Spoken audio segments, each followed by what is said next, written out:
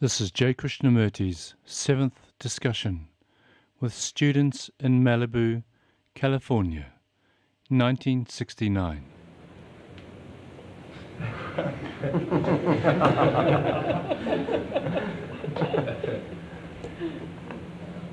What's the idea? Mechanized society.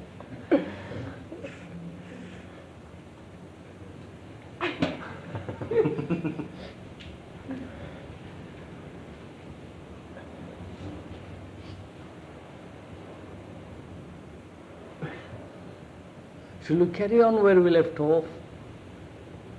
Or shall we start on something new? Carry on where we left off. Where did we leave off?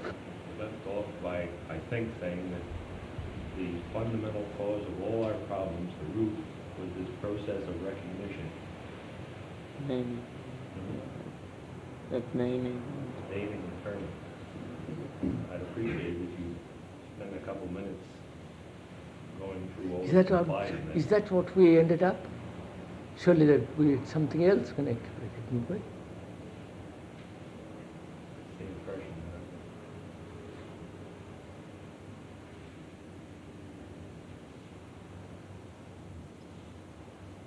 We were talking about seeing things without images. What were we talking about? Not just last two sentences, but The talk was on, you said at the beginning, is there a root to all of our problems that if we could understand, we could not have to go through the step-by-step or one-by-one process. And then you ended up, or we ended up with this subject of recognition, naming, image making.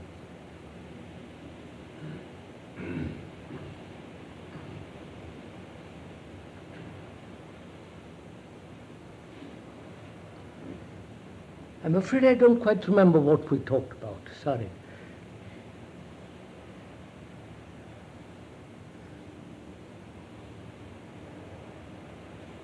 I wonder if we cannot discuss something else which will open up what we were talking about the other time, last Saturday or Sunday we met. I'm sorry, I'm completely lost from what we were talking about.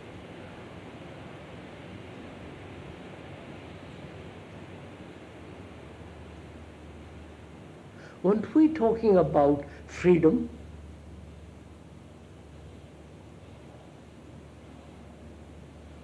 Freedom from the many problems one has. Whether these problems should be attacked one by one, or is there a root to all the problems? One or several roots to all the problems. If we could cut off those roots, then the problems come to an end. Is that what we are discussing? Yes. Like the tree, not chop off branch by branch, but rather get at the root of it.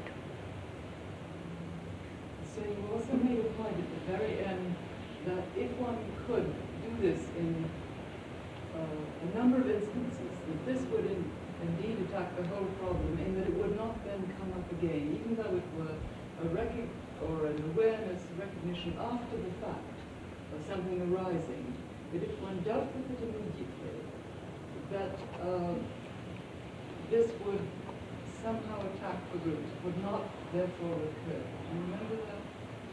No, I'm sorry, I don't. I'm putting it into wrong words, but I remember that although it was after the fact, it had a sort of an overall effect of cutting the repetition of such things coming up. If one dealt with it very quickly. Remember that? We took anger and I'm said, blank, sorry. I'm sorry, this is at the moment that anger arises, if we have all our attention on it, and we deal with it, that So the mind could is we free. start with something instead of going back? Well, Huh? If you don't mind.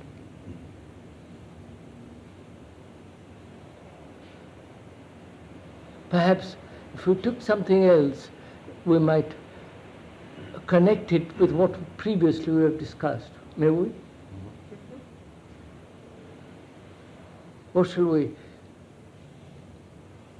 go into this afternoon? Did you discuss recognition? I mean, No, naming don't, let's start something else. You didn't very much go into that. I mean, Start something else, sir. Comparison. Now, I would like to discuss, if I may, discipline. Discipline.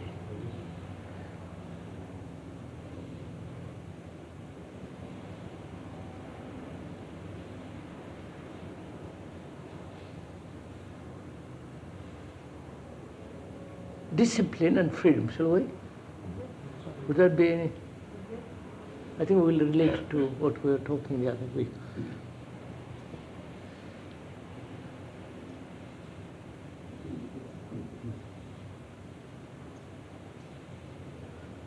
Have you ever disciplined yourself?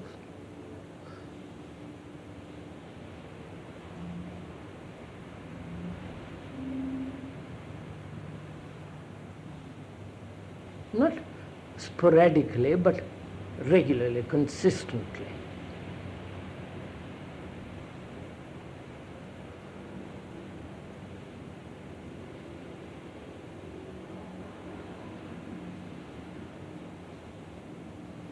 You mean in anything? Discipline yourself. You know what that word means? I mean, that the root of that word is means to learn,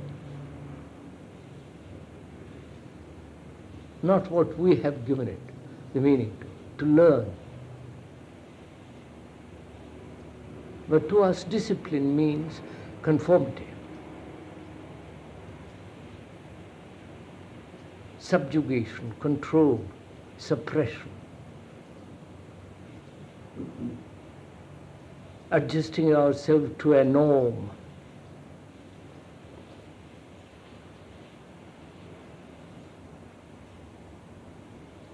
That's why it's generally understood the word discipline, doesn't it?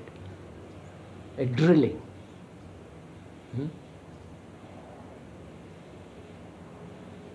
Do we do that? No, may I, before we start into that, what is the intention of this group?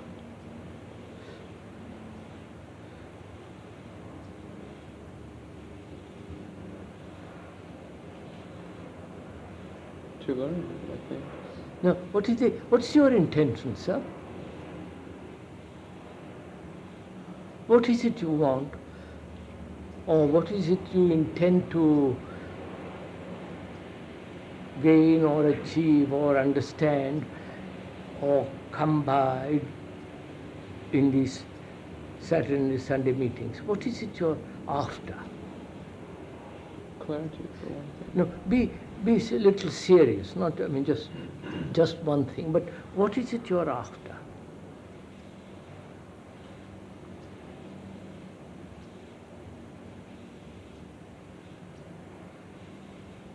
To live fully. No, sir. I mean, what is it you're after? I mean, if I came to this meeting like this, I want to, at the end of it, be an entirely different human being. If otherwise, I won't bother to come. I can just will go to a cinema or walk on the beach or play around. But I mean, I come here, if I come at all, for that one reason. I want to live a different kind of life. I want to understand myself. I'm serious, sincere, dead. You follow all that's implied when I come here, right? So what is it out of that earnest drive we are after?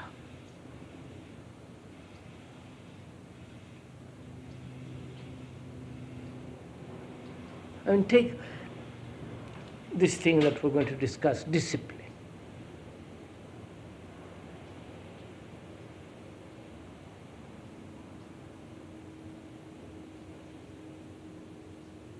The word, as we said, means to learn, not what it has become to me.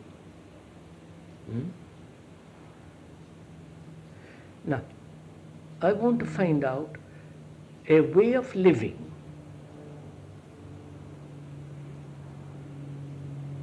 in which there is the highest form of discipline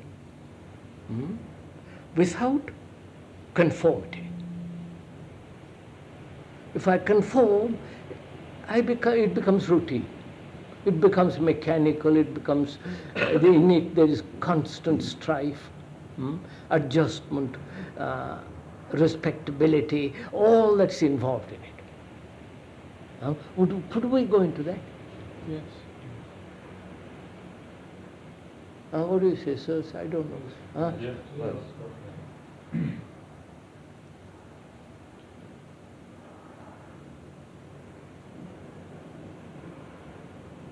Because I don't know if you, in India and in the East, there are various schools of disciplines who promise at the end to achieve moksha, nirvana, bliss, God, I don't know what else.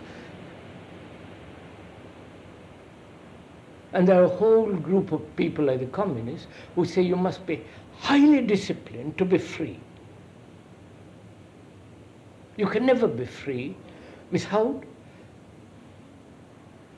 the mind being trained to according to a certain formula, communist, socialist, and so on.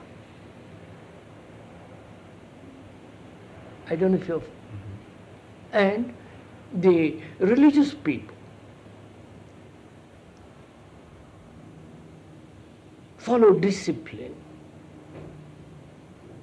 a discipline based on a tradition that you must every day get up at certain time, meditate, do this, do that, control your thought, don't be irritated. It's a constant pressure to behave. Don't be angry. If you are angry, control. Don't let your thoughts wander away. Be aware. Hold yourself restrained. Control your appetite. You know, like the monks in India and in Europe. I don't know what they do here because, like the Trappists.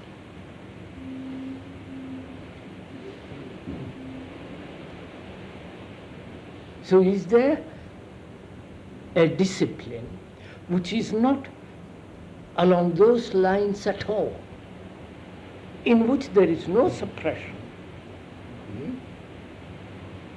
no control, no adjustment to a pattern,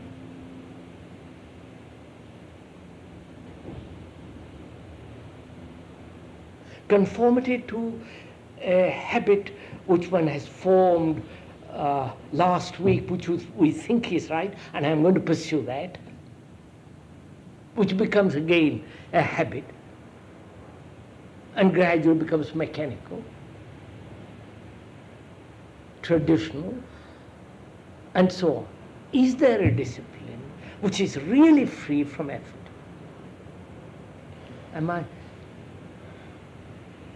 Would this be worthwhile to discuss? And discussion means really not verbal exchange, but actually find out, go into it.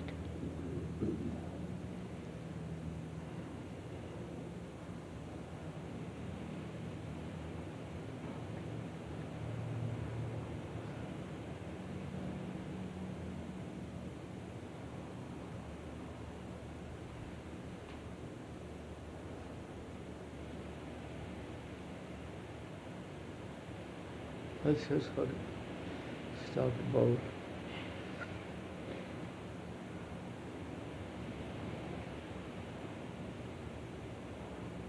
I mean, the traditional way doesn't lead to freedom. It leads to a certain way of life which promises freedom. But doesn't, in that there is no freedom at all. It's based on conflict. Based on conflict, and therefore no freedom at all.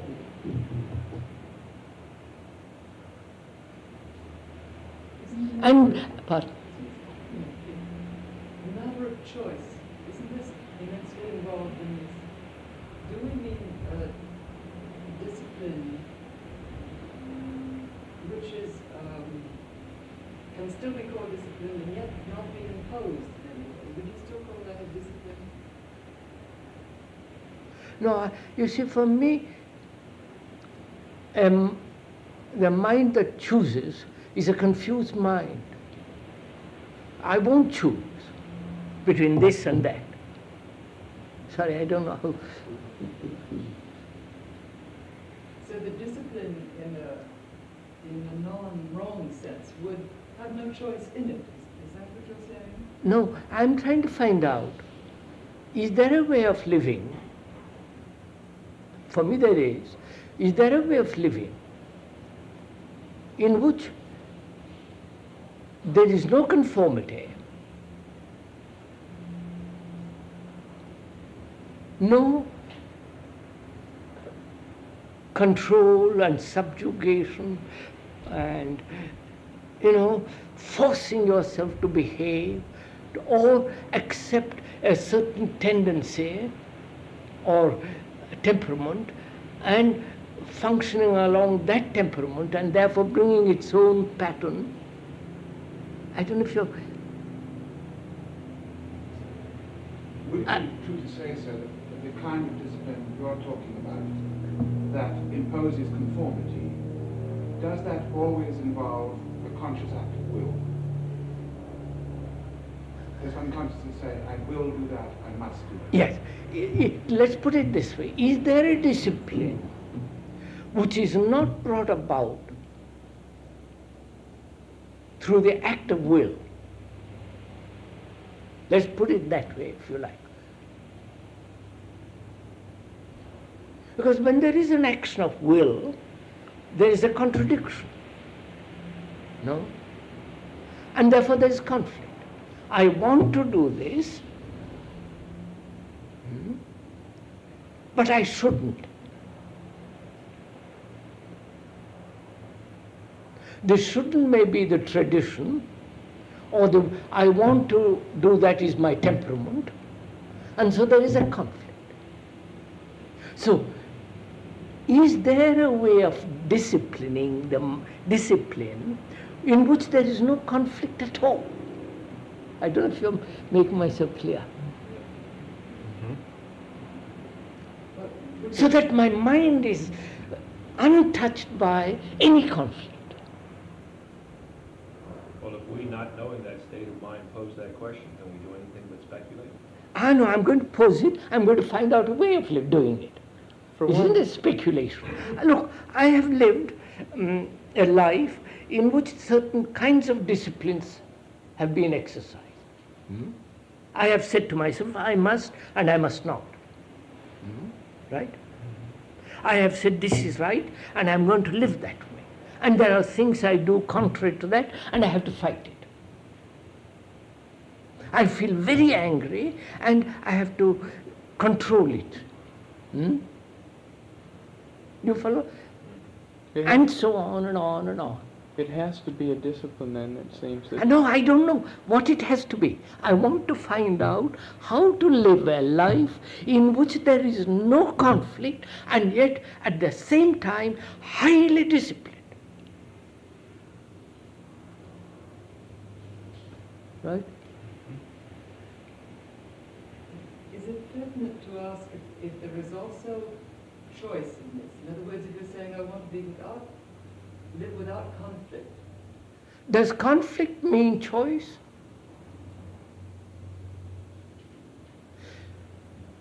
If I see something very clearly, there is no choice. Is there? If I know my way from here to Santa Monica, where it is, I go straight. But if it is only when I don't know, all my mind is confused, that I begin to choose whether this is right, this is wrong, whether this should be or should not be, and so on. But if you see that something has to be done, and you then do it because you see the necessity of it, is that choice or not choice?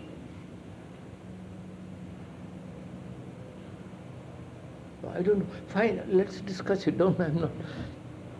Does one have to ask, why do you think it's necessary? Who is telling you that it's necessary? When you say something has to be done, May I? who is saying? Before you bring it any examples, well, choice or no choice and so on, is there a life? Is it possible to live in this world without conflict and at the same time have a highly disciplined mind and therefore highly disciplined behavior, not controlled behavior? Efficient.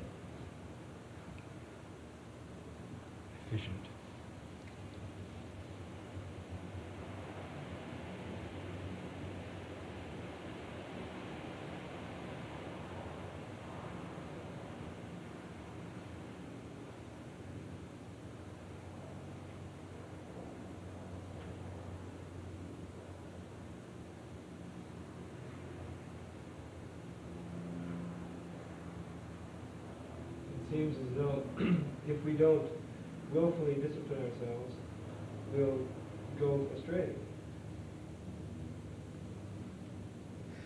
So if we willfully discipline ourselves, in that is implied all these various forms of conflict. We're still going astray. Different definition of astray, but nevertheless very much astray. Well, for example, if I discipline myself not to Smoke. All right, smoke. Then the discipline might be unfortunate, but perhaps not as unfortunate as smoking. But so why should I discipline myself not to smoke? You follow? Why? Because smoking is bad. No, I wouldn't do that. Whether it's bad or good, that doesn't. Why should I? Put it, go on, sir. Go into it. Why You should only I? have to discipline yourself not to if you wanted to. Now, why do I want to smoke? Because everybody is doing it. I see it on the radio advertised day after day, day after day. Why do I do it? That might have been the reason initially, but after you've done it for a while, the craving itself. I know, but even at the beginning, so before I begin to smoke, why do I smoke? You want to conform. Not well. Or because you It's a feel that distraction somewhere- sometimes. Don't listen, sir. Find out. Go into it. Because you've seen other people doing it, and they appear to enjoy it. Yes, And it is represented to you as something enjoyable. enjoyable. Or I see everybody doing it as a boy, and I think it's manly to do it, and I fall into the habit of it, and so on, so on, so on. Or it's exciting because you're told not to. Not to. Or it seems to enhance you in some way. Yes, It seems to yes, add all to that. you in some way. Now,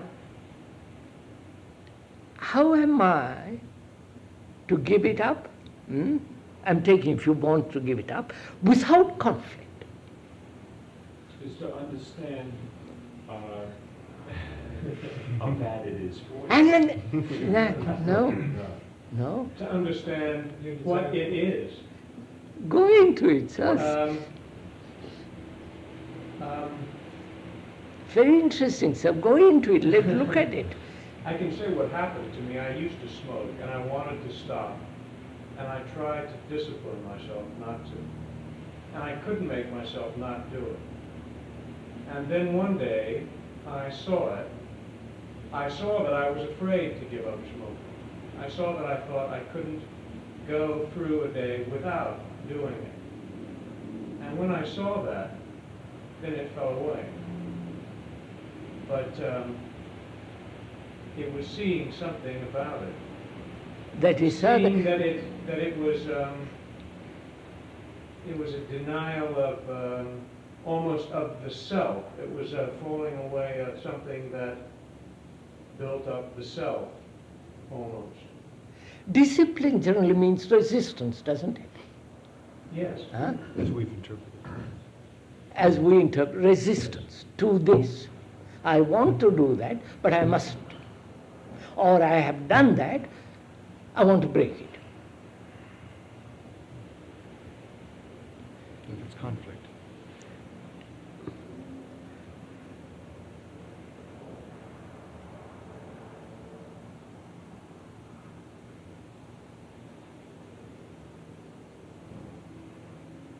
Discipline being, as the word, the meaning of that word actually in the dictionary is to learn. The disciple, the discipline comes from the word disciple, discipolo, which means to learn from the master. You follow, sir? To learn from the master. And it's become just conformity, drill, and all the rest of it. Now, can I learn in which there is no effort and no resistance?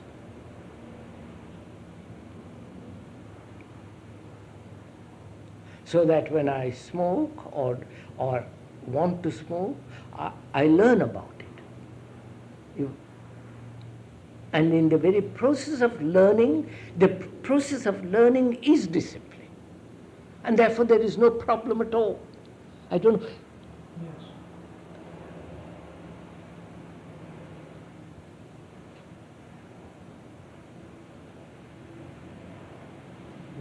If we really see, smoking for example, really clearly with our total being, see what we're doing and why we're doing it and understand it, that this in itself then becomes only one path. It becomes Yes, sir, smoking, doing outward things are fairly easy to understand. Well, but there are much deeper levels of one's being where habit has become so tremendously strong. Right? Being fear and successful anger. and disciplining Well- yourself on a path to achieve success. So I would like to question the whole thing, you follow? Not just giving up smoke, I mean, that's too trivial. But to find out if there is a way of living which is free and at the same time completely disciplined. A mind that's so free, that's willing to learn all the time, in which discipline in the accepted meaning is not. I don't know if I'm... Are you saying that if one can be in this state of learning, which you described, that the mind therefore cannot become entangled in conflict or habit? That's right. patterns or That's anything right. else? There is That's no right. room for it. Yeah. Something else is, That's right. is totally That's right. the process of the mind at that moment. You can't pick up anything else.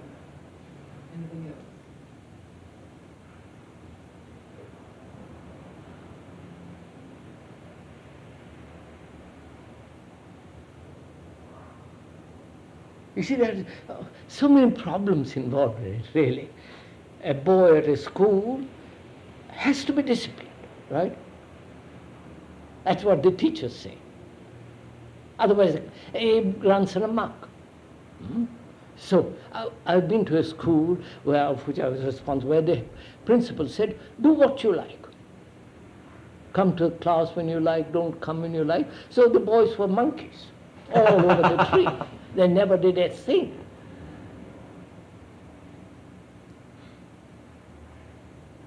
And so that's one thing. Authority is involved in discipline. I don't know whether the mind can be live without any authority. And yet, you know,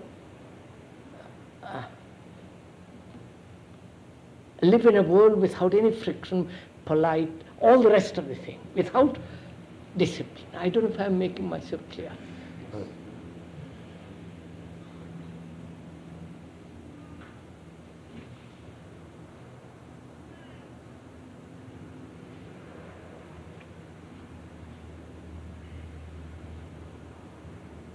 So first of all, can the mind be free? Let's begin from that end and see. Can the mind be totally free?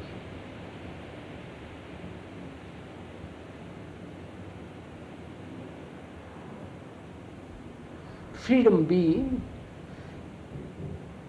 a state in which at any moment it has never touched conflict, right? Any form of conflict is a distortion, right? Do we go along with this? Mm-hmm.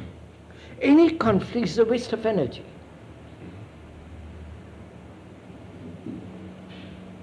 Suppression is a waste of energy. Conformity is a waste of energy. Right? Acceptance, authority as the norm according to which I shall live, and therefore I am not important, but the authority is important. Can you be the authority? Yeah, always I can become the authority to myself. And then I am much more important, which becomes my authority.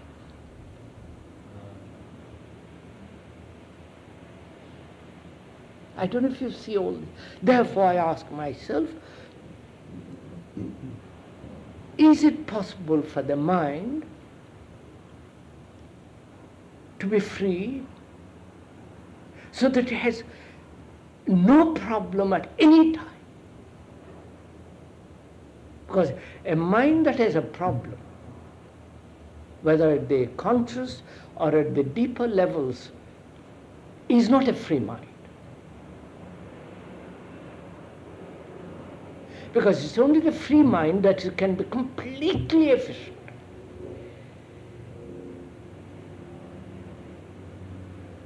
Right? A mind that has a problem, a mind that says, well, I am my wife and I don't get on very well, I don't know, I'm worried, I'm sick about it, I'm sexual problem or financial problem or a temperamental problem. You follow? Any problem at any time is a distortion and therefore not freedom. I don't know. Right?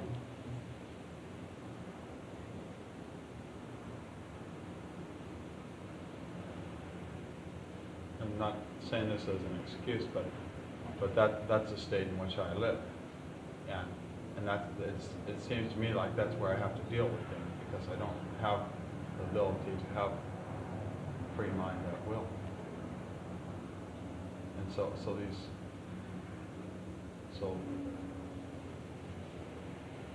Are you saying, sir, I'm not saying you're right or wrong, are you saying you live that way?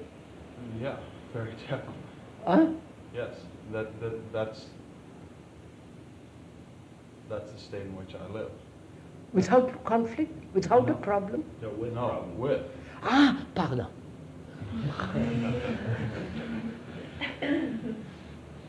Such a mind is not a free mind. Right? Now, how am I to deal with a problem which I have, which must be dissolved, which must be solved without any conflict, and in the dissolution of that problem, I am free of all problems. I don't know if you follow. Because if I resolve one problem by another, or one after the other, my life is too short. So is there a way of solving a problem so freely? I'm free of all problems. Problem being, all problems are interrelated. One problem is related to another problem. It isn't a single problem. I don't know if it's obvious, all these things, aren't they? Did we go into all this?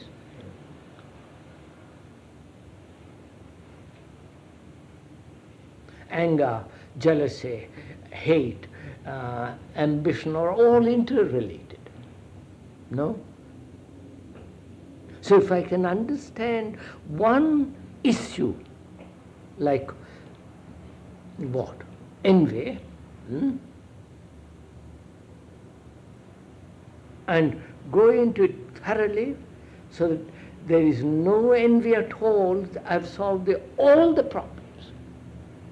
Right? Because every problem is interrelated. Can we go? Yeah. Mm-hmm. So, well, how shall I solve a problem? Without conflict.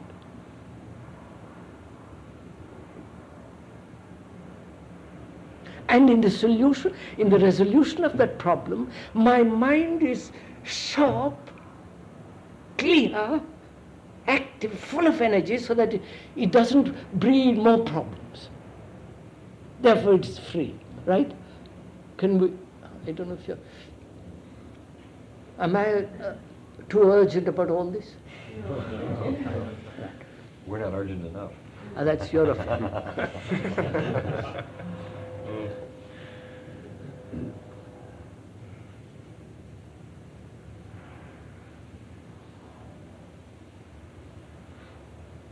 So how shall we proceed?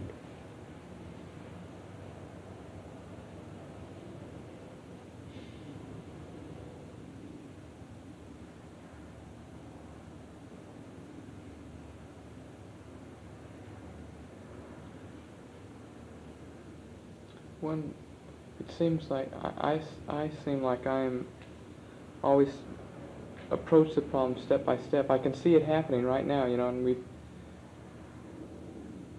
we've discussed already, we don't have time to approach it step by step. So the analytical process admits time. Mm-hmm. Right? Right. I don't know if, what is involved in it. I wonder if we see all this. Shall we go into a little bit the analytical process? You don't want to. You know it. You know what's involved in it. Let's deal with it very quickly and get rid of it. There must be an analyzer and the thing analyzed, whether it is done professionally or by oneself. There is the analyzer and the analyzed, right? If you are yourself the analyzer, not the professional, then when you analyze, every analysis must be complete, right? I don't know if I analyze myself,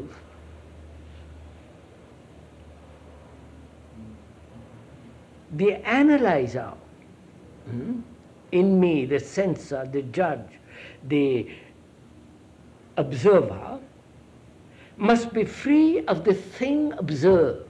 Otherwise you can't analyze it. Right? But is the analyzer free from the analyzed? Right? He is not. Therefore, the analyzer is the analyzed. I don't know if you... Therefore, analysis has no meaning. I wonder if you get all this. By analysis, do you mean making an idea in your mind to represent a fact, and then making other ideas about that idea in order to understand? Sir, look, I am jealous. Hmm? I analyze the cause of that jealousy, right? And I see the cause of jealousy is I depend on my wife or my friend, and that friend leaves me, and I am hurt, and so on and on. I'm analyzing it, right? And the entity that analyzes is part of that jealousy, right? It seems, but I can't understand it. It seems like when we went into analysis, we were analyzing it. No, I was analyzing it to show the limitation of analysis.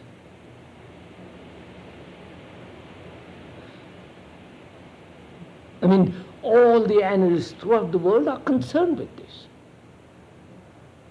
Because my mother put me on the wrong pot, or whatever she did, I have this now. Therefore, I must go through all the ramifications of analysis to be free of that conditioning. I don't know if you know, the whole of that. And all that Allah means time, right? Take one problem after another, one issue after another. By the time I have done that, I am ready for the grave. I haven't lived at all. Sure. Right? Doesn't this other process take time too? Wait, I don't know. We're going to find out. What about analysis from the outside? Which is that? That's I mean, as opposed to self-analysis. The professional. I come to you. You are the professional. You analyze me. You analyze me according to your conditioning. As a Freudian or as a Jungian or as a whatever it is. So, and you're also learning, adjusting. By you say 1 year, Freud was the top, next year it will be Jung, third year it will be somebody else, and so on. You're also learning. If you're really good analyst, you're learning. And you're learning according to your capacity, to your vitality, to your, energy. So I depend on you.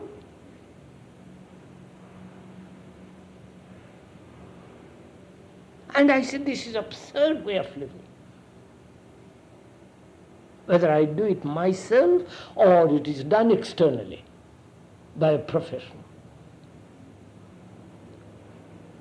I have no time. You follow, sir? That means time, day after day, day after day. If I have the money, and if I have not money, I go cuckoo. you know what is happening.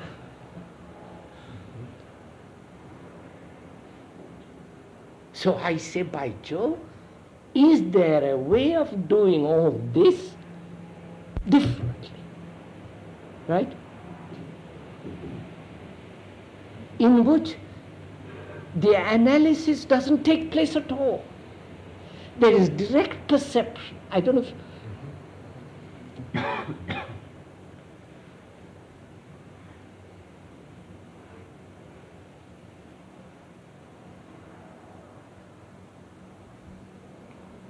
If there were a way of being in touch with, of knowing the truth, then all conflict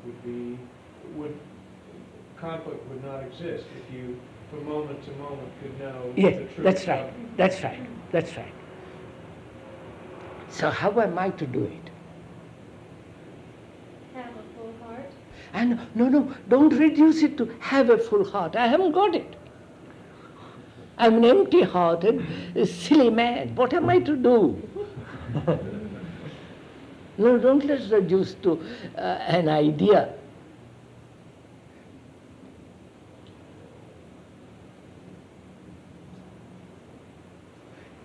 So I see one thing very clearly.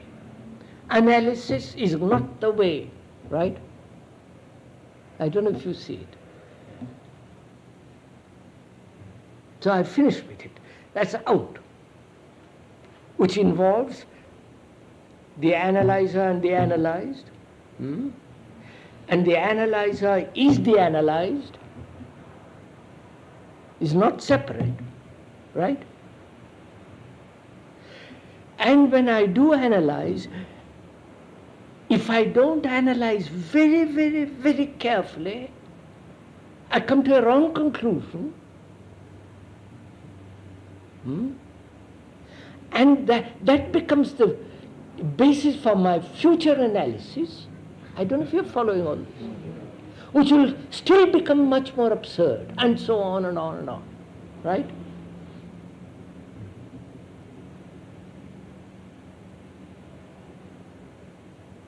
And also I see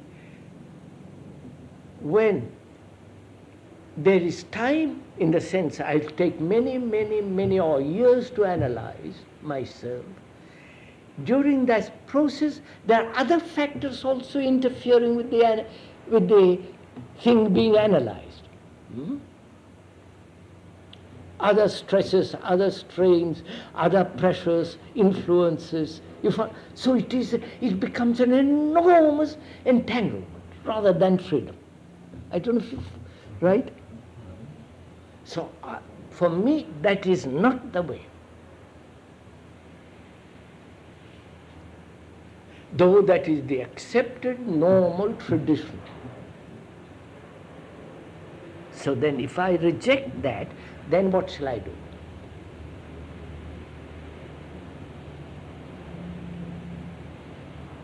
Knowing there is no freedom as long as I have a problem. Right? Well, it seems to me you have to observe just how things are, just as they are. We're going to. Because for one, we just rejected the last thing without choice. We didn't choose to. We didn't say between. You saw the truth that. of it. Yeah. Therefore, that went. But I've still something else. I want to find out a way of living in which there is no analysis, because that's out now. So that the mind has never a problem. And if it has a problem, it solves it instantly, not carry it over day after day. Right? Shall we get on with this? Can one be aware of direct perception? No, we're going to find out, sir. We're going to find out. We're going to find out whether it's possible for a mind, as we are now, not as we should be, as what it is now, full of problems. Attachment, detachment, I depend, I don't, you follow? Enormous number of problems. How am I to deal with a mind so weighed down by problems? Economic, social, family, individual, religious, you follow?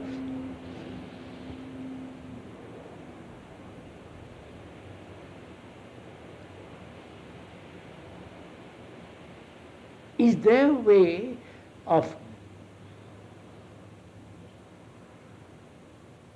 cutting at the root of all problems, so that the whole tree of problem dies? We are coming back to the same thing.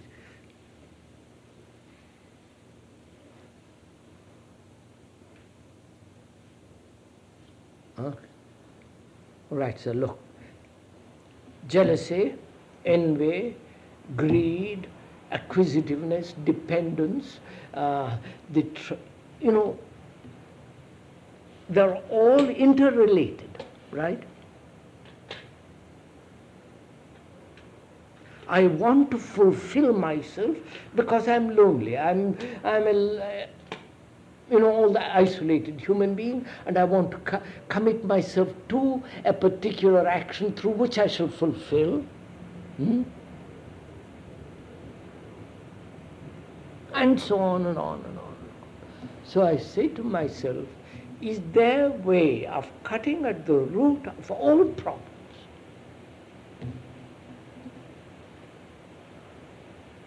Is it to find where the root of the problems are? In other words,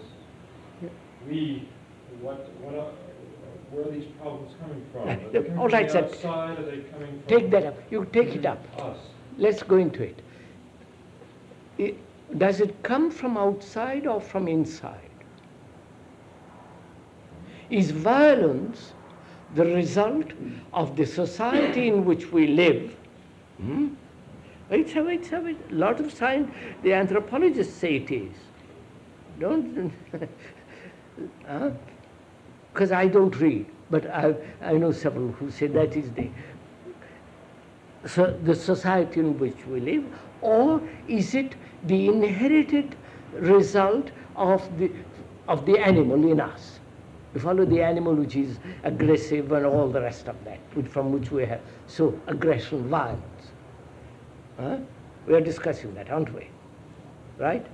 Is violence from the outside, and we are violent because of social and economic pressures? Or am I violent because it's in my blood? Does it really matter which? Huh? Does it really matter? Therefore, it doesn't matter, does it? Whether it's from outside or from inside. I am violent, right? Now, can I be free of violence without effort? Because if I make effort not to be violent, that will become another violence.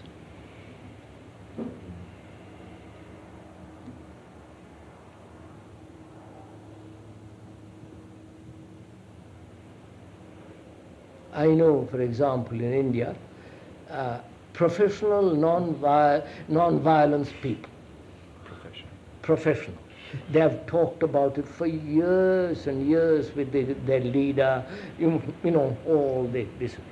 And they are the most violent people because they say, I must discipline myself, I must control myself, I must not do this, I must do that, which is the very essence of violence. I don't know if... So, how is the mind to be free of violence without making it into a problem, without analysis, follow all this, without effort to be free of it? Would it be true, sir, to say that all these conditions that you have mentioned, like violence, acquisitiveness, envy, and so on, have one factor in common, which is fear? That if I am envious of somebody, it's because I'm afraid of being... We dealt with fear the other day here. If I have to force myself to be not to be violent, it's because I'm afraid of being violent. Quite. All right, sir, deal with fear. Take fear. That is the root of violence.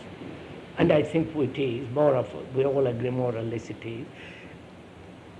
How am I to be free of fear without battling against it, saying I must be courageous, I must this, I must that, right? How am I to be free of it without any conflict with it at all?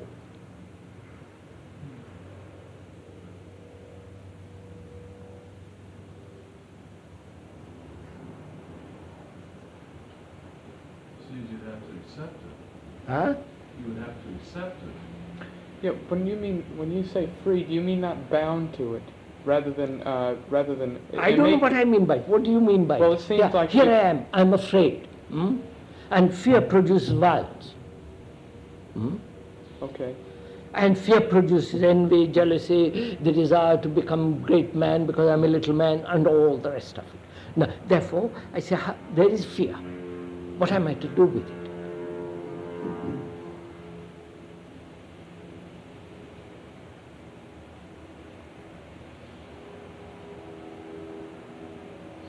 Shall I resist it? Shall I control it? develop courage, resist fear. All that implies conflict, doesn't it? Huh? Yes, it does. And also it seems that it implies, I was thinking if we could do this by not being bound by it, by having fear but then not being bound by it, by not continuing it. How will you end it? Wouldn't an instant of clarity suffice? Instant of clarity, how do I get it? You are theorizing about it. I don't want theories. I'm hungry, I don't want I'm words. Something that's happened to me in certain instances that I find it very Here I am afraid. What am I to do? Which produces all these, this is the cause, these are the effects. For one, you have to be clear of the past. I mean, you have to be clear of what's happened before, previously. That's the cause. I know what's happened previously. No, I mean how one has responded previously. Yes, so how do you respond to fear previously? Fight it. Right. Run away from it. Take a drink. Or go to... And all those prolong it. Yes. So every one of those prolong. All right. So shall I do it again? No, my mind wants to do it. I know, but then if one sees that it is prolonged every time one dwells on it. Now, how do I see the truth that to prolong, as you say, is to encourage it? Well, you see it. How do I see it? I don't see it. You tell me see it. It's so simple. I don't see it. Right? Right. Well, because, okay, for one, we're different. I mean, your experience is different than mine. I wanted, no. If you say my experience is different from yours, then we depend on our experience for enlightenment, right? Oh, yeah. That's right. Is that so?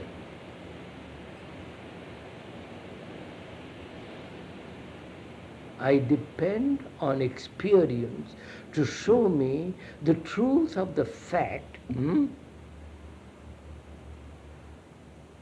that analysis is not the way out of fear, right? Experience, you understand, sir? I see. Listen to it, sir. Find out. You find out. Experience, you say, will teach you. It also teaches you fear. Does it teach me anything? No, except technologically. No, experience doesn't. No, you're missing. Except technologically, going to the moon and running a motor, all the rest of it. Does experience teach me anything at all? Experience itself doesn't, but awareness of experience does, doesn't it? I mean, no, I don't even know. It does. Awareness. I mean, we have experience. It's very important to find out. Pardon? Sir, be aware of experience. Thinking about these things. Of the past. In the past. No. You go into it, sir. Look, you use words and then get away from it. I want to understand, does experience teach me anything? Teach anything? Except in certain field, certain part of the whole field, which is technological, all that field. Apart from that, does it teach anything? I don't think so. I think it confirms habits. Nothing new happens. Just by its nature, it's not new. It is something that has already happened. And which means what? What's already happened, it can't teach you something new. That's it. Because for me to experience something, I must recognize it first of all. That's a new experience. To recognize it, it must have happened before. Otherwise, I can't recognize it. Therefore, there is nothing new in it at all. I don't. And if I there is, can you make add it to it, modify it.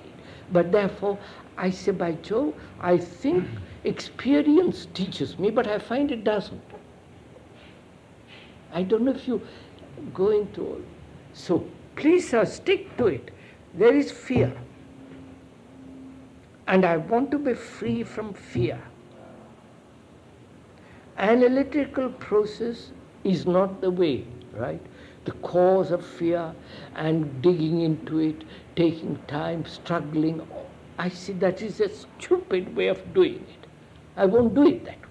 Then I'm left with fear, which is the cause of all these things. Then how am I to be free of that fear without conflict?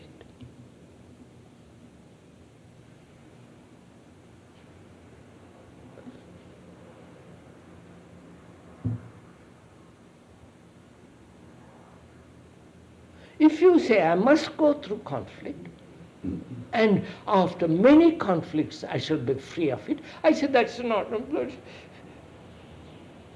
It's like a man who is hungry, he said, can't go from house to house till you are fed. And he said, for God's sake, something is wrong with all this. Right? So what am I to do? Put yourself in that position, sir. Do it. Be with it. Find out. Don't let me tell you. You work at this. Let's work at it. Find out if there isn't a way of being free now, not tomorrow. Now, of fear, so that it never arises again.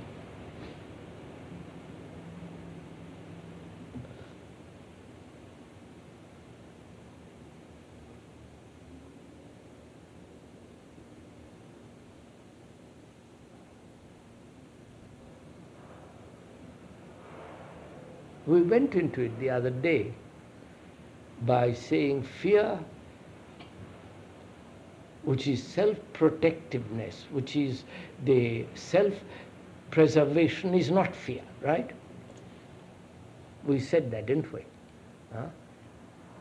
When I see a precipice, It's intelligence.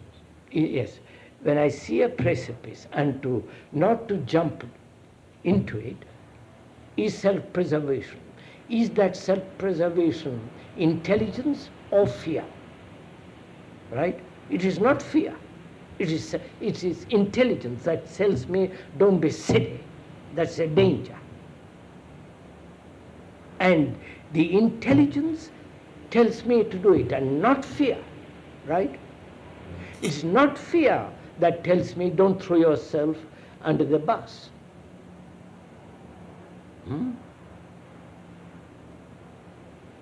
It is not fear that says nationalism destroys security. Right? Because that's what's happening in the world. Nationalism is destroying its own, each country is destroying itself by being nationalistic and so on. So there is there is intelligence which tells me. Now, can intelligence tell analysis is not the way, and intelligence says now fear must be solved without any conflict, right? It is intelligence tells me that. Because it says if you are in conflict with fear, that breeds under. That seems, I can't get this out of my mind. That seems to be experience that's telling you there. You saw in the past that this is what's happened. We saw in the past that it was analysis, that analysis did not work.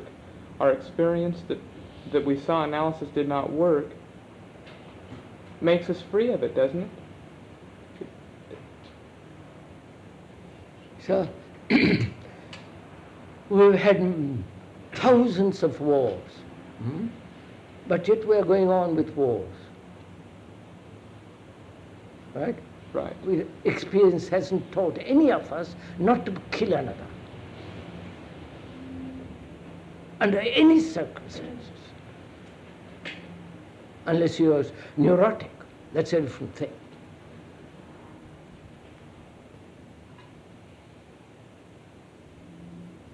I wish you would go on into my talking. You discuss this. How am I to learn?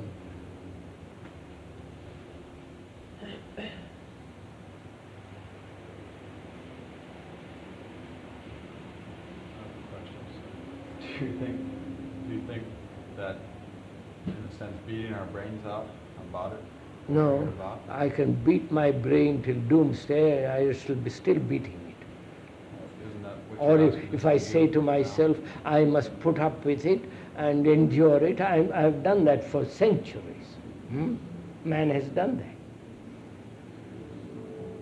How do you, you tell me, sir, I come. Are we to understand it, sir, by considering it relatively at all, this whole field of fear, question of finding a way out of it without conflict? What do you mean By relatively, sir? Relatively by considering something stronger than that, something more powerful. What forces are there that we would align ourselves with that are more powerful than those? Do you know, sir, what you're saying? What is involved in that?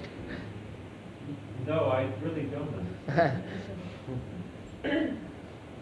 An outside agency. It's an outside agency. An outside agency. God. A super idea, you follow? Yes. An ideal. Yes. All I identify myself with that, and then I can struggle with this. Yes. All that's involved. Right. So I said that doesn't leave me anywhere. No. So I have only this factor left. Fear. And I have realized for the first time conflict in any form contributes to more fear. Right? So I won't fight against. Therefore, what am I to do? If what will do it, in a sense, is seeing it like you completely, seeing it completely without prejudice. All right. How am I to see this whole pattern of fear, the cause, the effect, all of it totally at once? That's my question. And you say I'm doing it. We have put the question. Find out. All right. Well, I want to tell you what I found out. Yeah. Present what I found out. All right. Right. So please don't ask me. This is all open.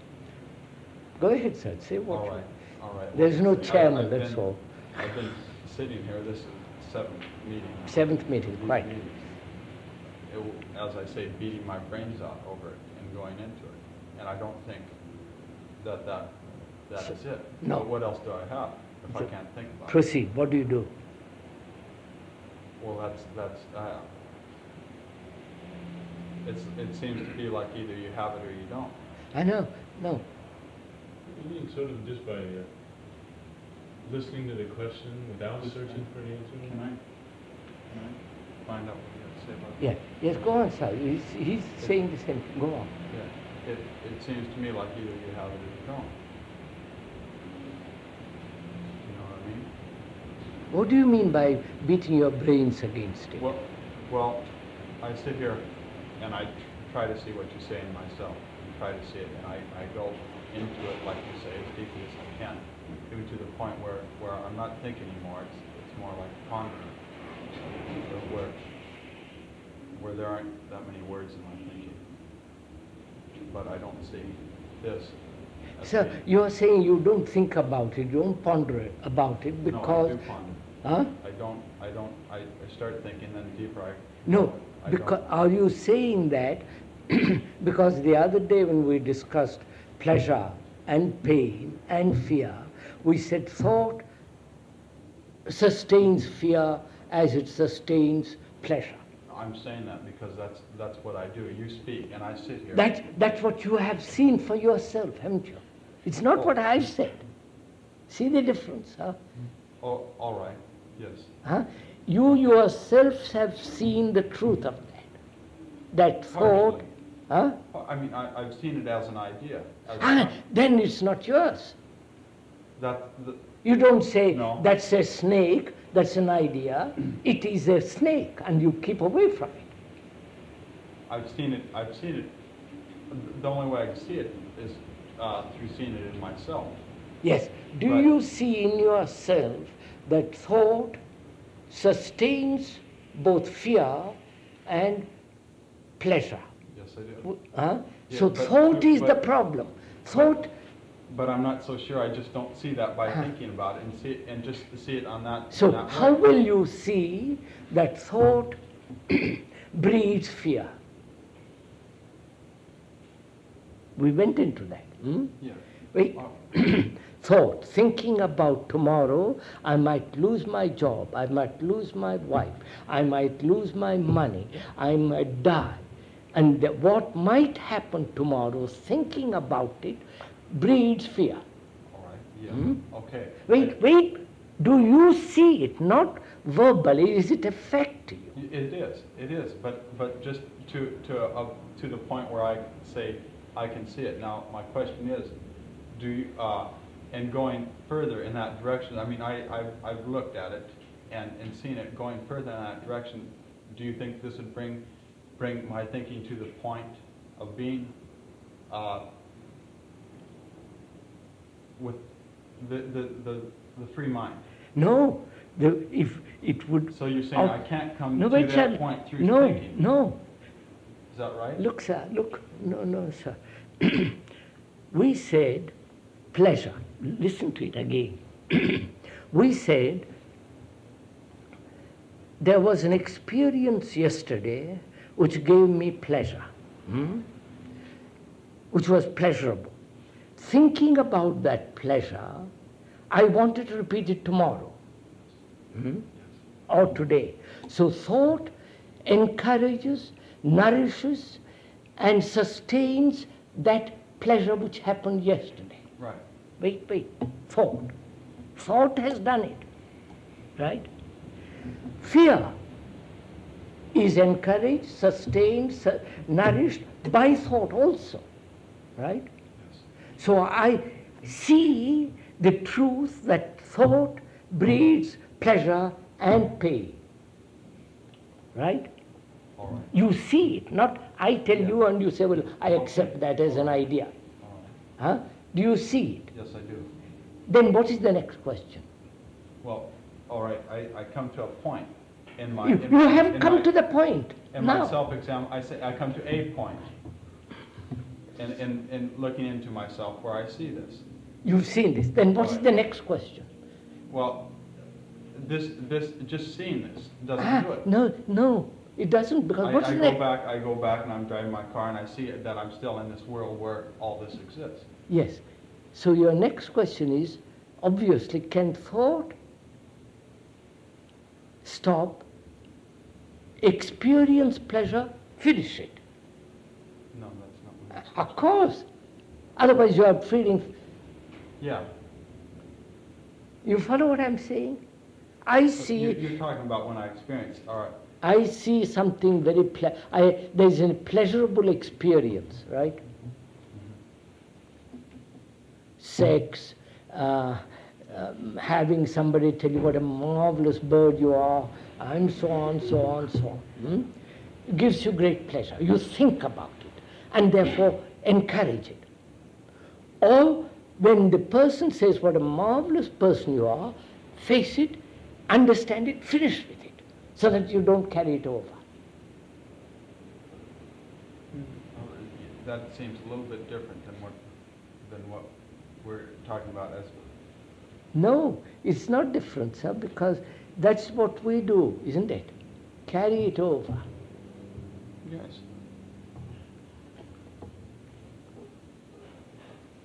It seems a little bit different in what way? Well, in the way that before it seemed to it seems like that's talking about, right about at the experience there, but being free from it when it comes up. But it seemed like before we were talking about just like what's in me now, as that being free from this. I don't quite understand, sir. Like the state of this mind, my state. How can we be free from fear completely? That's what we're dealing. Can't you deal with it the same way? Isn't it really the same problem? If you're sitting here all by yourself with no stimulus coming in, and then all of a sudden you feel envious or ambitious, all right, don't you deal with that the same way as you deal with something that comes up the same right now? I see, and that's dealing with it as it comes up. Of course. Well, isn't that a little bit by bit? No. I come and say, wait, sir. I come to you, I say you are a great man. Right? There is a challenge, and your response is, how nice. And you think about it. Right? You think about it. And so you want to meet me again, have me tell you what a wonderful chap you are. Yes. And we keep that going. That's what you want. What you're saying is. Now, when I say you are a marvelous man, to look at what he's saying, what I'm saying, see the truth or the falseness of it, end it, and go on, finish. Sure, all right. Okay. So that, no, it's much more difficult, so that tomorrow you don't carry it over. I see what you're saying. Can you do it? No. Why? This is why I wonder. Look, go into it, sir. Why? I have, now I want to talk about it. For what? This is why I wonder, either you have it or you don't. No. I want to know why thought cannot keep quiet. Why does thought interfere? Why must thought interfere? To make the pleasure continue or fear continue? So my problem then is, when I see the truth that thought sustains pleasure and fear, I say, by Jove, what am I to do with thinking? You follow? Huh? It's the very thought process which is the problem, you see. Yeah. Yeah. But go on, sir. Isn't that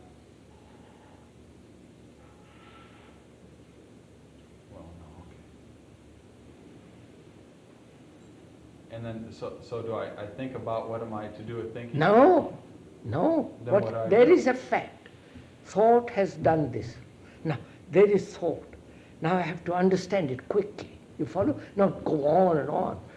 So can thought not interfere? At the moment when you say I'm a fool, to see the truth of it and end it immediately. If I don't, thought takes it over. You follow? So I must end it. Can I end it? Which means, can I end every experience as it arises, see the truth of it, and finish with it?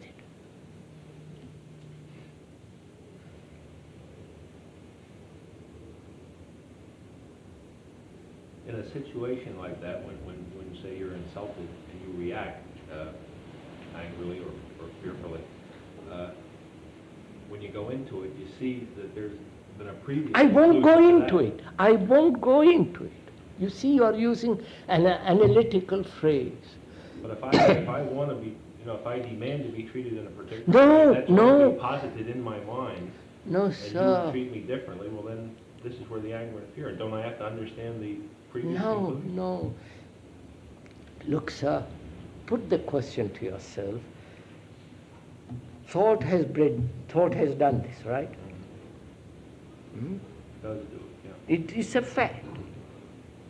Not my fact, it's a fact.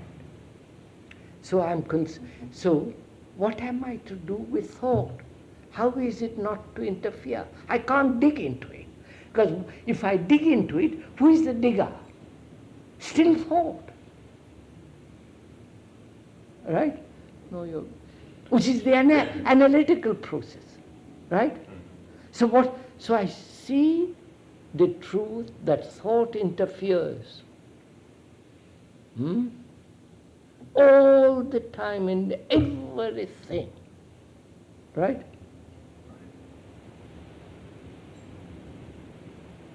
Then what is the next question? Go on, sir. Keep at it.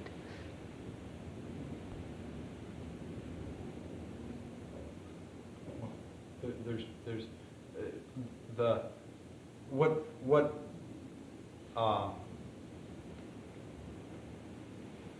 the thing that does it, the mind, like you say, that can deal with these things in the moment and leave. No, it can't. At present, it hasn't been able to. Right. Huh? Okay. So right. it can't, therefore... So it's like I'm here, and I want to get here, right? I don't want to get you see? Sure. No, I don't want to get anywhere. Well, I do. A point too here is that a question, if we are looking at this seriously, the question cannot involve thought. If we think, if you're saying, what is the question? And then we use our mind to do it. We're the same way. No, sir, not quite. Look, sir, I don't know what the difficulty is. Thought breeds fear, continues fear. Thought continues pleasure. So there is thought, right? Right. Unless there is an understanding of thought, thought will do this all the time, in everything. Thought must operate logically and all that we went into, sanely in one direction. And so, is there a way of acting, living, when there is an experience and to end it instantly, finish with it? So thought doesn't come into it. I wonder if I'm making myself clear. Yeah, that's clear. But if something arises, you see the truth or non-truth of it. If he says he was something, yeah. You see, well, what is deciding that truth? What is? There is no decision. No, but what is operating? No, what makes you see? What makes you see? You mean? What is the factor that is in operation? Not thought, according to what you're saying now. Therefore, it's something. That's what we're trying. Intelligence. Huh? Intelligence. Now, what is intelligence? Go slowly, sir. Don't jump at it. Step by step. Yes. If we were talking earlier about eliminating fear from our lives, being free of fear.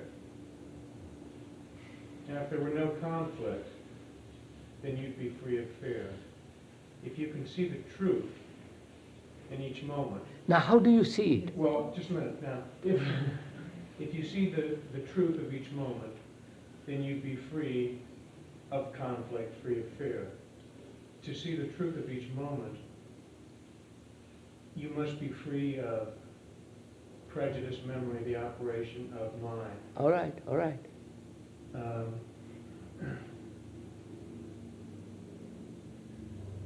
I mean, I'm just trying to... Yes, I know. I understand. Go on. Well, I've hit a snag. Yeah, exactly. I just did. Would it be misleading to say when memory operates? No, don't. You see, my question is, may I put it? My question is, I want to see some things directly, instantly. Not dig into it, not probe into it, not analyze it, not say I'll take time, I'll think about it, all that. Because that we have done that for a million years and it hasn't operated, right? So I ask myself, what is the factor that is preventing direct perception? You follow? There is fear, and what is preventing the perception which will set the mind free from that fear, from fear? What? I want to find out. Set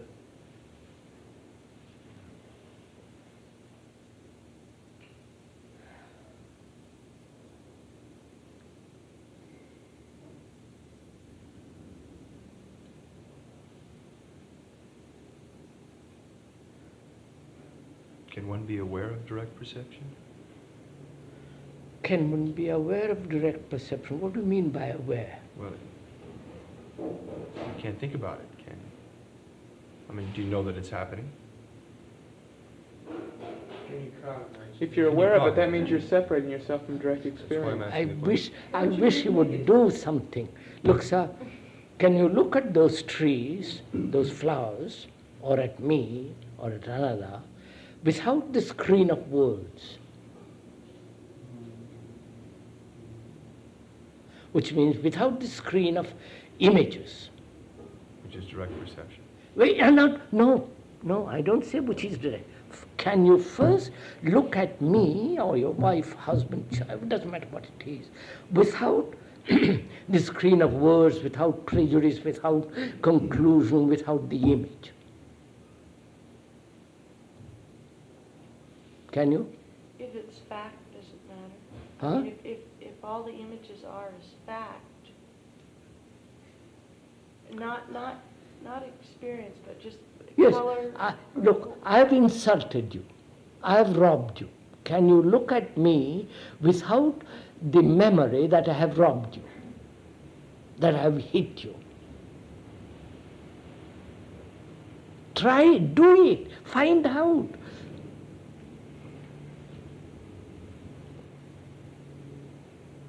Well, this is where the hang-up is. I won't have hang-ups because that's silly to carry with it day after day. I want to look at you so that I see you, not the image sees you. You follow what I mean? Then I have direct perception of you, whatever you are. I can see that, but Now that's a verbal seeing. I want to do it.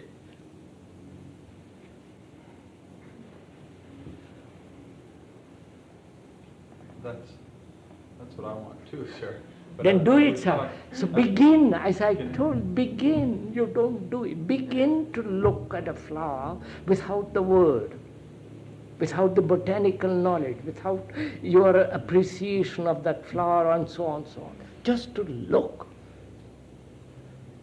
Sir, last week there was a pink flower on the table, and I looked at it all day because I love flowers. Then at the end of the meeting, you said, look at the flower without naming it. The same flower I've been looking at all the time. I didn't think pink flower. I just looked at it, and it jumped at me, and the colors were so much more beautiful. And then it was such a pleasure that I held on to it naturally. And all week I've been looking at trees and birds, and I've been doing the wrong thing because I've been hanging on to it.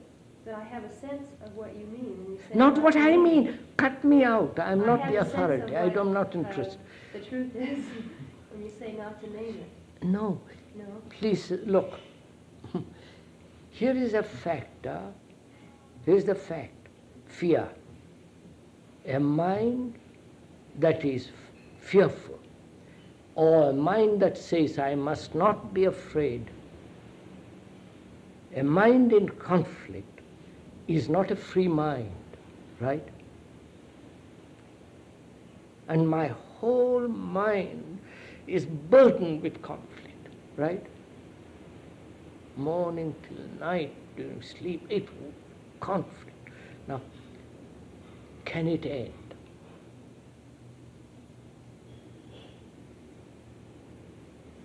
If it can't end, I'm doomed.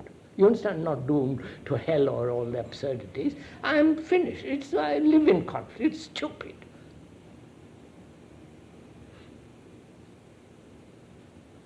So I say, I must find a way out, right? There must be a way out. Right, sir? Now, you tell me what the way out is.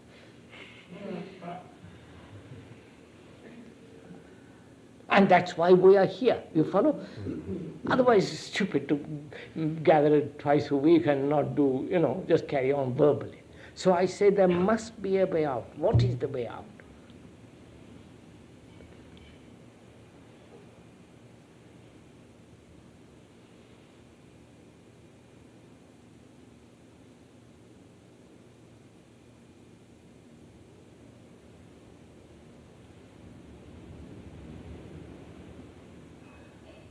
What's the way out, sirs? Having the mind completely free of No, not a conclusion, sir. Not a supposition, not an idea, but actually what? Show me. that's the difficult. And I won't, it's like a hungry man. I'm hungry. You can't feed me with words. If you ask a question and like that, all we can answer is just words. I know. Don't bother even to answer me.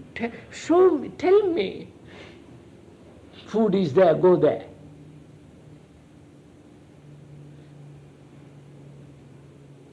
So somehow the process of projecting ideas or images to represent facts, which we've been doing all our lives, Is out. has to come to an end. I So hope we're so. addicted to Otherwise, the process. I mean, it gives us a feeling of knowing what's happening, a feeling of false. that is, certainty and all sir, that. as long as you are building images with words, with thought, with experience, I cannot see you directly, right? Yes, I understand that somehow. Not understand. But isn't the analogy, it keeps popping into my mind, a man can take heroin and see it's destroying him, but not be able to kick it. Now, isn't this similar in some sense? No, I say that is not, I say that's absurd. There must be a way out. You can't tell me I must live everlastingly in a prison. I must find out. Well, I mean, what is the approach to... I'm doing it, sir, but you don't, you don't go with it. As I'm bombarded with these impressions of fear and worry and concern and so forth, they come to me in broad form, and as I'm confronted with them, and I see that as a source of fear to me, and I stop and say that's the beginning of something that I will not accept, and that right at that point of recognition is what we're really talking about, isn't it? Who is the I that says I will not put up with it? Well, is it not that intelligence that is Don't, there then, when- does intelligence say don't put up with it? If it says don't put up with it, it must also find a way out of it. Huh? If intelligence doesn't help find a way out of it, it's not intelligence. Right? Intelligence, we said, operates when you are near a precipice or near danger, right? Yeah. Why doesn't intelligence also operate here? Says, don't touch it. And you don't touch it. Ever. Why doesn't it operate? I don't know, right? Can it? Can it not operate? Why? We don't see the danger. Now, if you don't see the danger, that fear is very destructive, why? You see the danger that if you don't go to the office, if you don't get money, you will die. So you work fearfully. There, intelligence says, do it, and you do it. Here it doesn't. Why?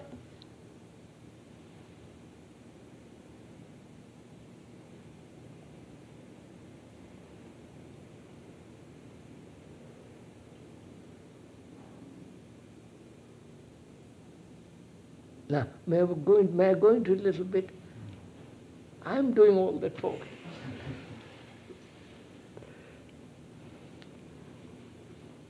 What is intelligence? Now, we said when I see a snake, intelligence operates, right? Not fear, right?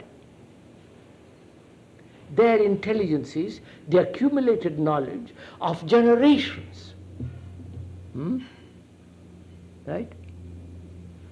Which says, don't go, that's a precipice, that's a poisonous snake, that's a rat, like keep away.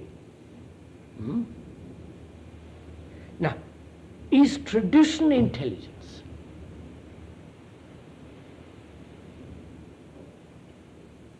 Right? Intelligence be accumulated. Is intelligence accumulative? That is the knowledge. Yeah. Is intelligence accumulative? You see, go on, please. No. But it operates there. You follow, sir? Fire burns. I've never burnt myself. But I've been told, I've felt the heat. But the past, tradition, knowledge has said, don't touch it. Hmm? Is knowledge intelligence? No, but can't intelligence draw on knowledge for... That's a different point. That's a different point.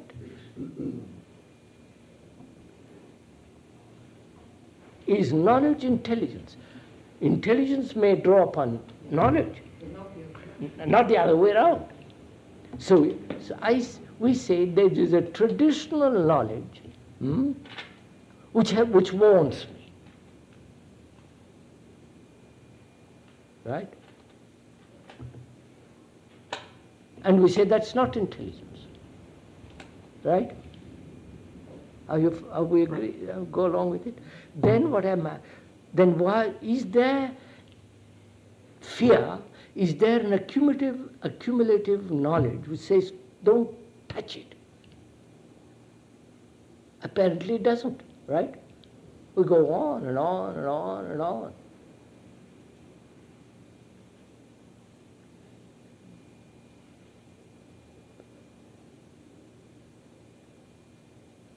The process of the mind is blocking intelligence there. Then what am I? Go answer, push. You'll find out the answer, right?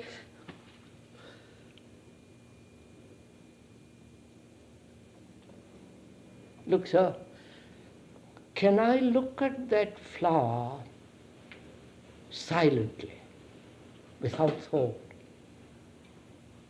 Thought being knowledge. Thought being the response of that knowledge, a response of memory, right?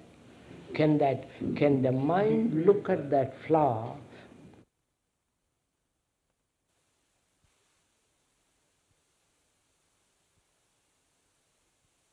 we don't say yes? Then you're playing with words. So, how is the mind to be silent? I don't know if you follow. I can see fear analytically. The cause of it, all the rigmarole of thought round it. Now, I see, by Joe, that's not the way. So the only other question is, can the mind look at fear completely silently?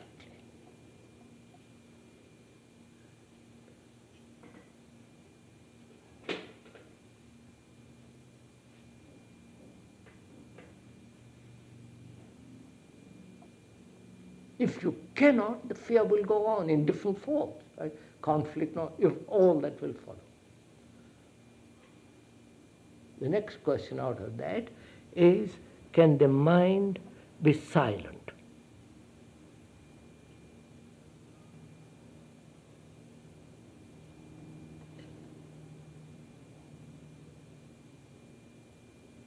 Is silence somewhere between the impression of fear and the next thing that comes to your mind? You mean the silence between two noises, interval between two noises? The moment between two thoughts. It is the moment between two thoughts, the interval between two thoughts. Is that silence? Yeah. Is that silence? And find out, sir, go into it. What is silence?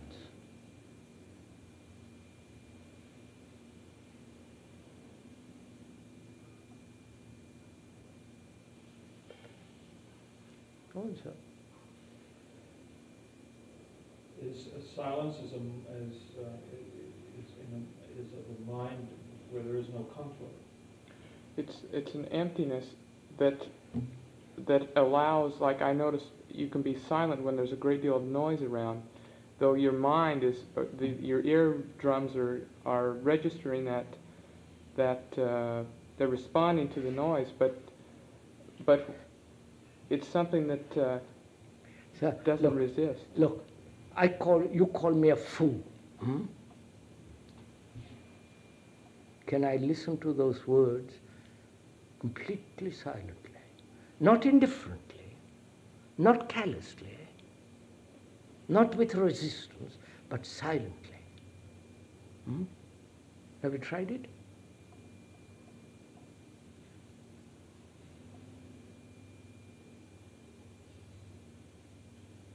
I can't assert whether I have or not. Do it. Then you will find out how you react to words. How quick the reaction to words. Right? Can that reaction be delayed? You must react, right? Otherwise you'll be dead, paralyzed. But you must, but can you... And can it be delayed without will? Of course, all the rest of it.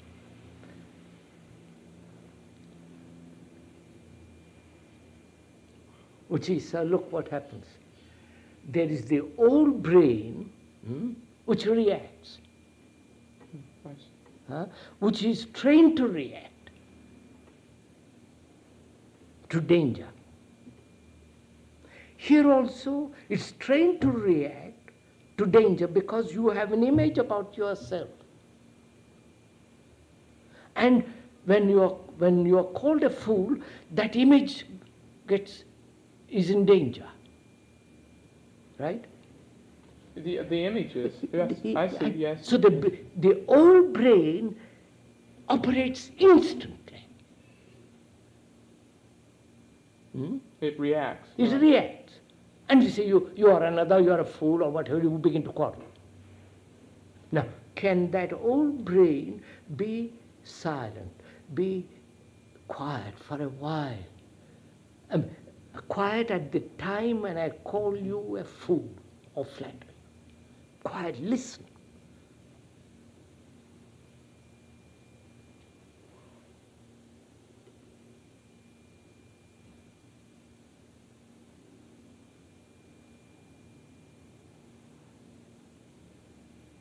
You have to give up what you know about yourself to do that.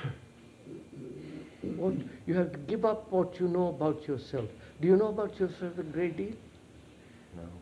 Then what is there to give up? No, sir, I'm not being clever. I know. I said, what do I know about myself?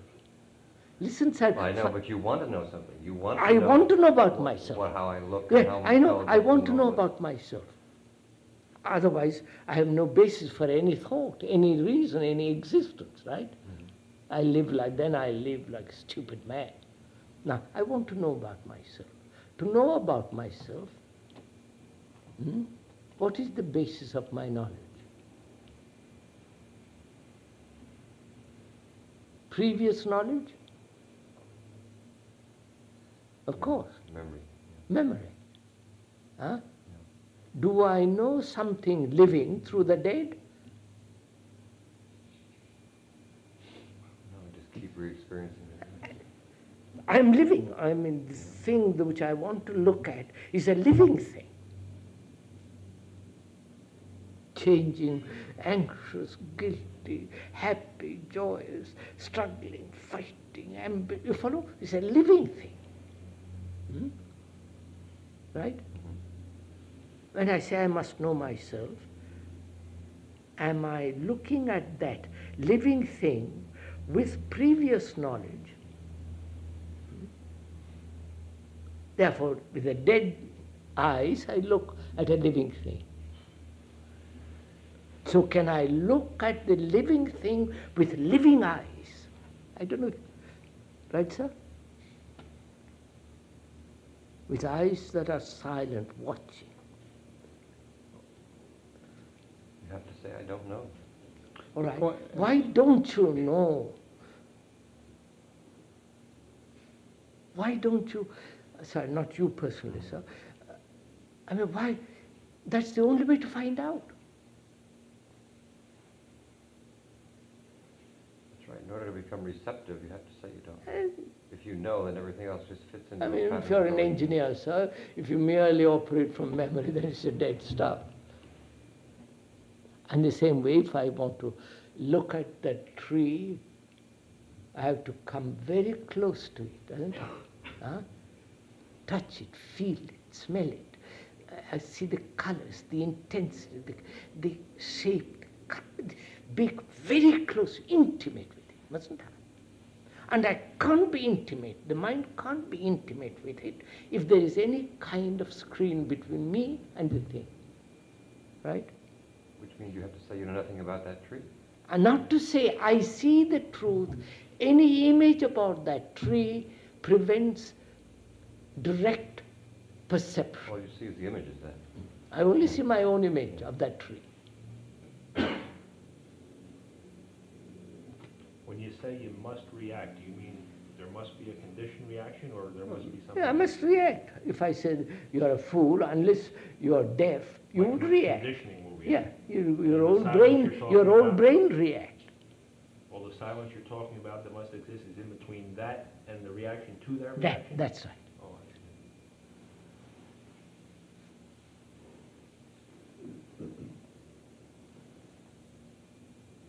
You know, it seems, well, that silence, at least intellectually, implies time, but because from one point to another. So it's a really very complex question, this. Please don't say I've got that. No, first find out. Because we said at the beginning, discipline, right? Discipline implies generally, as it is generally accepted, control, imitation, and all the rest of it. We said that's not discipline. Discipline means to learn. To learn. And it's only a silent mind that can learn, not a mind that's crowded. Right? That's all I'm saying. And to see the discipline as we accept that word to mean, to see the truth of that is in itself discipline. Otherwise I can't see it. Right? That's all. Isn't it time? Aren't you all tired? I'm not tired, it might be time, yes. It's 10 minutes to 6. 10 minutes. Oof, have we talked 2 hours nearly? We'll go tomorrow morning.